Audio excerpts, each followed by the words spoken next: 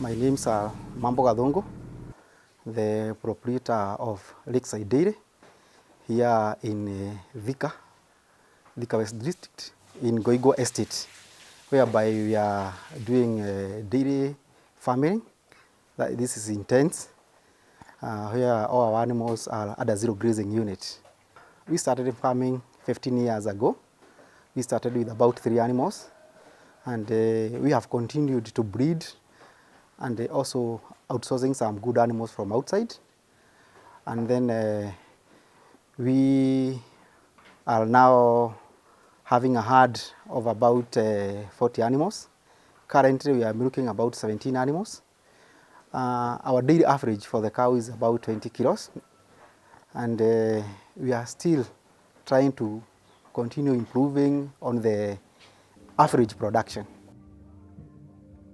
I think the farmer has been left on his own, especially the dairy farmer, because we find like when we started in farming like 15 years ago, a bag of dairy meal we are buying like 1,300 shillings. Right now we are talking about 2,250 for the high dairy meal. If you look at the price difference of milk, the way it has increased is insignificant with the cost of production. So you find that the farmers sometimes they are dropping from dairy farming because of the prices, and many of them have done that, especially the small scale farmers. Due to the economies of scale, the small scale farmers are opting off the business because they will not be able to make due to the cost involved. Because if there is the farm workers, for the ones who, maybe one is supposed to take up for about 10 animals, the same will be able to take about 3 animals.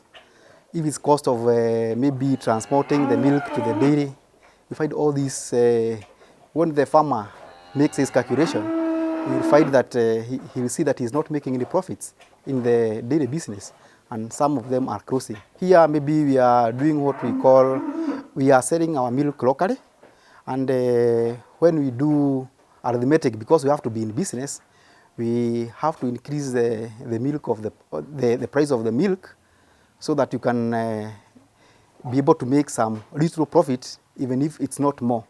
Because basically, if you would see the price of the milk, like currently we are selling at 60 shillings per liter. If you go and buy 1 liter of distilled water, it's 100 bob. What is the cost of production of that 1 liter of water? So you find basically milk prices for the last so many years has stagnated, and then we are not seeing any incentives to the dairy farmers.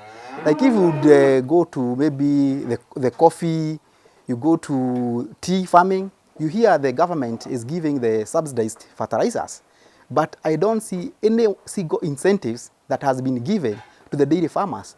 You also hear when there is drought in the ASO areas, the northeastern and what have you, you see government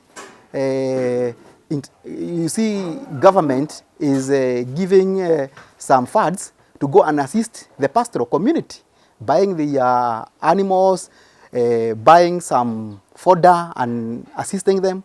But here in central Kenya, and basically in the dairy farming areas, we have not had any subsidy to the farmers. If you look at the last budget that was read, the only budget that was catering for the dairy farmer was some money that was given to Kagrik for liquid nitrogen plant. But if you see the incentives that were being given to the beef farming, a lot of money was allocated.